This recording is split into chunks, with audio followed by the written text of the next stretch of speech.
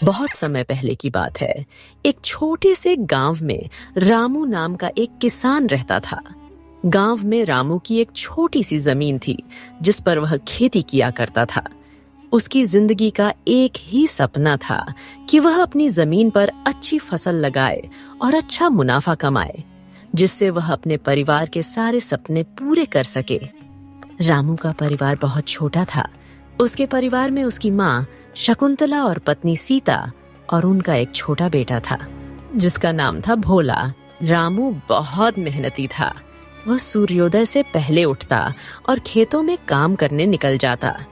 उसकी मेहनत और लगन के बावजूद उसकी फसलें अक्सर अच्छी नहीं होती थी, क्योंकि उसके पास ना तो अच्छे बीज थे और न ही सिंचाई के पर्याप्त साधन।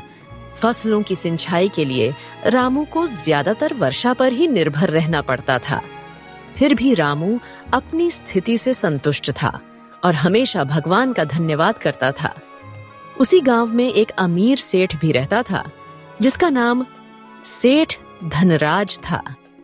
सेठ धनराज बहुत लालची और निर्दय था। उसने गांव के कई गरीब किसानों की जमीनें अपने नाम करवा ली थी और उन पर ब्याज का भारी बोझ डाल दिया था। एक बार गांव में सूखा पड़ गया।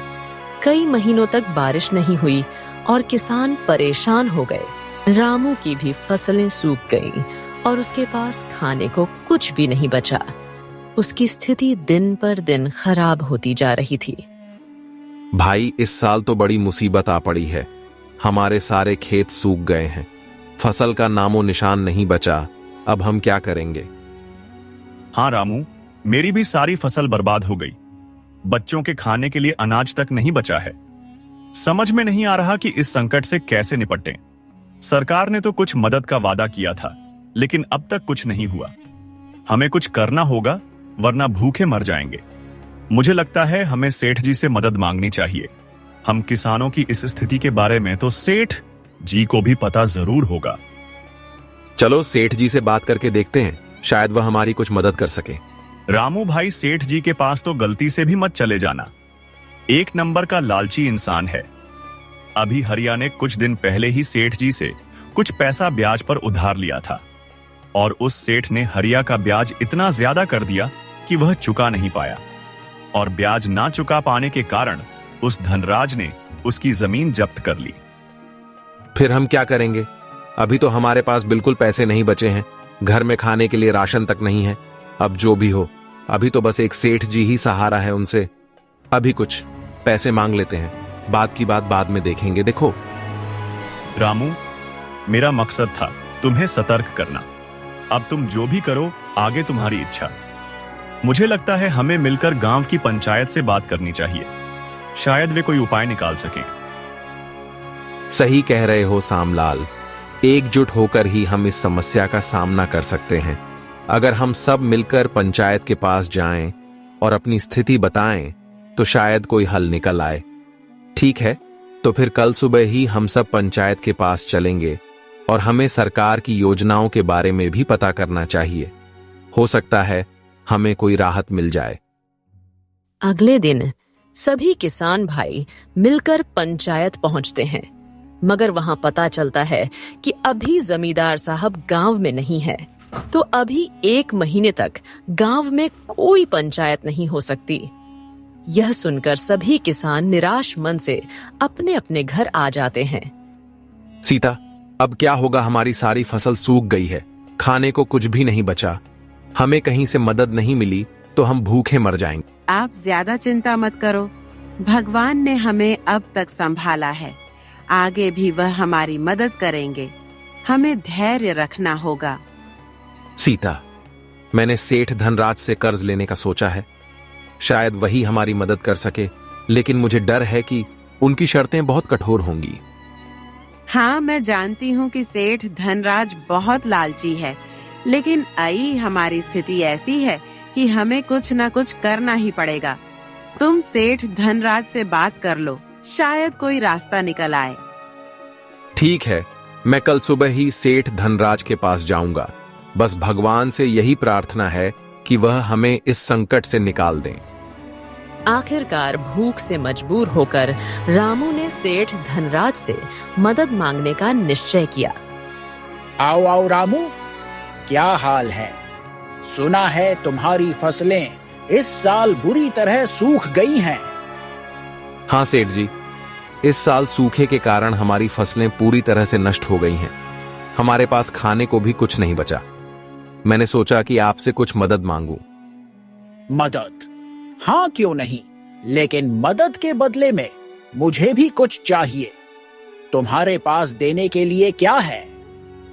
सेठ जी, मेरे पास देने के लिए कुछ भी नहीं है, लेकिन मैं वादा करता हूं, जैसे ही मेरी फसल उपज जाएगी, उन फसलों को बेचकर आए पैसों से मैं सबसे पहले आपसे लिया कर्ज भर दूंगा। देखो भाई रामू, ब्याज का मतलब होता है कि तुम्हें कुछ ना कुछ मेरे पास गिरवी रखना होगा। तुम्हारे पास तुम्हारी जमीन तो है, वह तुम मुझे गिरवी रख दो और बदले में ब्याज पर पैसे ले लो। ठीक है सेठ जी, जब तक मैं आपका पैसा नहीं लौटा देता, मेरी जमीन आपके पास बंधक रहेगी। और हां, इस पेपर पर साइन कर दो। जब तक तुम मेरा पूरा कर्ज नहीं चुका देते, तब तक तुम्हारी जमीन मेरे पास बंधक रहेगी, और अगर तुम कर्ज नहीं चुका पाए तो यह जमीन मेरी हो जाएगी। जी सेठ जी, मैं वादा करता हूं कि मैं मेहनत करूंगा और जल्द ही आपका कर्ज चुका दूंगा। बस मुझे थोड़े बीज और कुछ खाने का सामान चाहिए। ठीक है रामू, मैं तुम्हें कुछ पैसे उधार दूंगा। ये लो तुम्हारे लिए कुछ बीज और खाने का सामान। धन्यवाद सेठ जी। रामू उन कागजों पर अंगूठा लगा देता।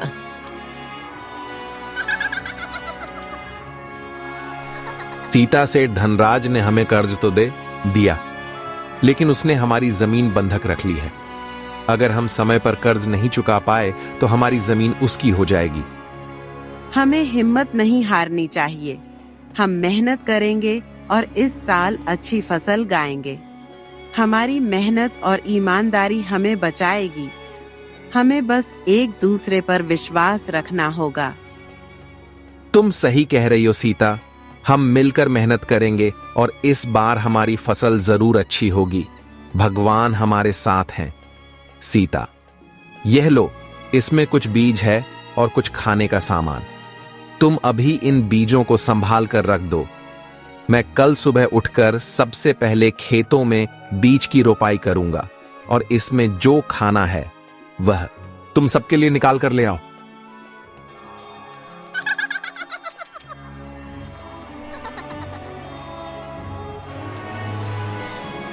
अगले दिन से ही रामू खेतों पर खड़ी मेहनत करने लगता है।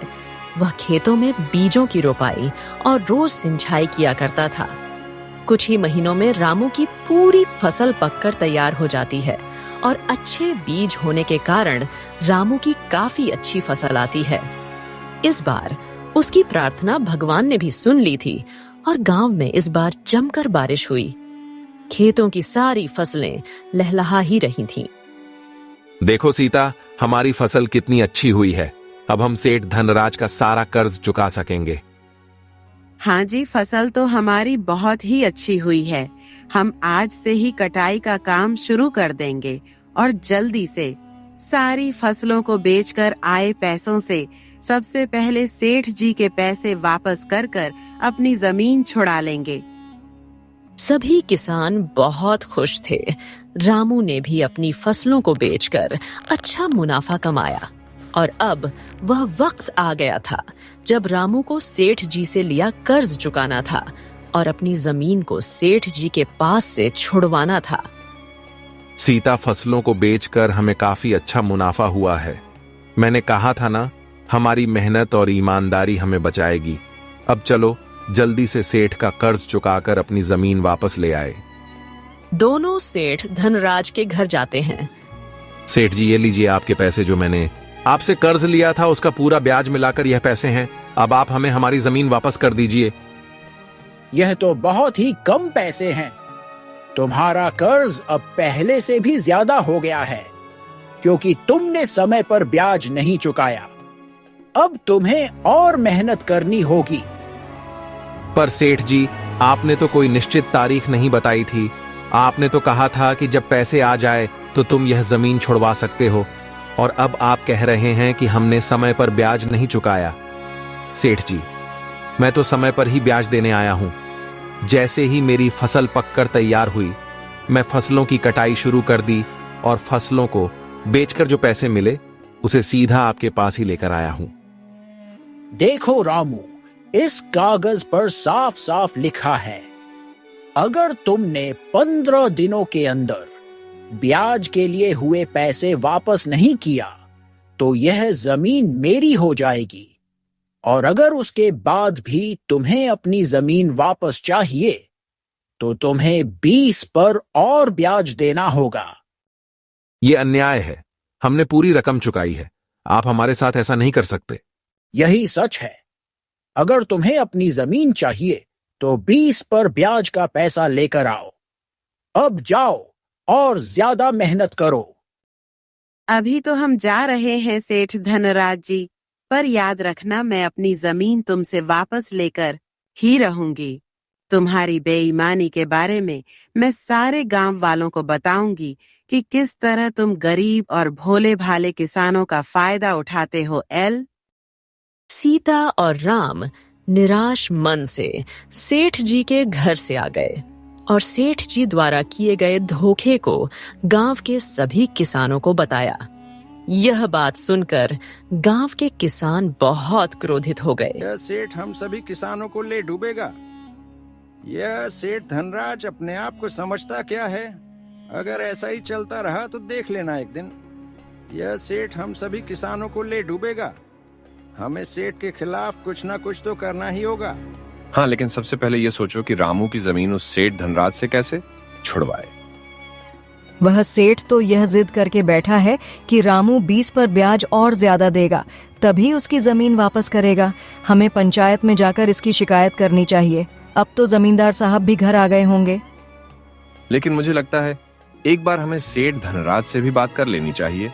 अगर सेठ धनराज प्यार से मन जाता है तो ठीक, वरना फिर हम पंचायत में ही इसकी शिकायत करेंगे। सभी किसान मिलकर सेठ धनराज के पास पहुंच जाते हैं। सेठ धनराज जी, आपने रामू की जमीन को क्यों हड़प रखा है? आप उसकी जमीन वापस कर दीजिए। आपको रामू ने जब सारे पैसे दे दिए हैं तो आप उसकी जमीन वापस क्यों नहीं कर रहे हैं? तुमसे किसने कहा कि रामू ने सारे पैसे वापस दे दिए हैं? रामू ने बस कुछ पैसे वापस दिए हैं। बाकी ब्याज के पैसे देने अभी बाकी है। जब तक वह पैसे मेरे हाथ में नहीं आते, रामू की जमीन वापस नहीं मिलेगी। देखिए सेठ जी, इतना तो हमें भी पता है कि आप ब्याज पर पैसे देने के बदले हम गरीब किसानों को बहुत भारी लूटते हैं। अगर आप रामू की जमीन सीधे सीधे वापस नहीं करेंगे तो हम पंचायत में जाएंगे, और अगर एक बार आपका नाम हमने पंचायत में दे दिया तो आपको भी पता है कि पूरे गांव में आपकी कितनी बदनामी होगी। तो आप सीधे सीधे अगर रामू की जमीन वापस कर सकते हैं तो कर दीजिए, वरना हम पंचायत में जाएंगे। पंचायत का नाम सुनकर सेठ धनराज थोड़ा घबरा जाता है। अगर यह बात पंचायत तक पहुंच गई तो पूरे गांव में मेरी बहुत बदनामी होगी। नहीं नहीं, मैं ऐसे होने नहीं दे सकता। लगता है इस रामू की जमीन वापस करनी ही पड़ेगी। एक काम करता हूं, इसकी जमीन वापस कर ही देता हूं। कम से कम गांव में मेरी इज्जत तो बनी रहेगी। अरे किसान भाइयों, इतना क्यों नाराज होते हो? एक जमीन ही तो है। ठीक है रामू, मैं तुम्हारी जमीन तुम्हें वापस करता हूं, और तुम्हें अब कोई ब्याज देने की भी जरूरत नहीं है। तुम्हारा ब्याज मैंने माफ कर दिया। इस घटना ने रामू को सिखाया कि मेहनत और ईमानदारी से हर मुश्किल को पार किया जा सकता है। साथ ही गांव के लोगों ने भी सीखा कि एकता में बल होता है। रामू और उसका परिवार अब खुशी खुशी अपने खेतों में काम करते हैं और गांव के लोग भी मिलकर एक दूसरे की मदद करते हैं। इस प्रकार गरीब किसान रामू ने अपनी मेहनत, ईमानदारी और गांव की एकता से अपनी जमीन और इज्जत दोनों को बचा लिया।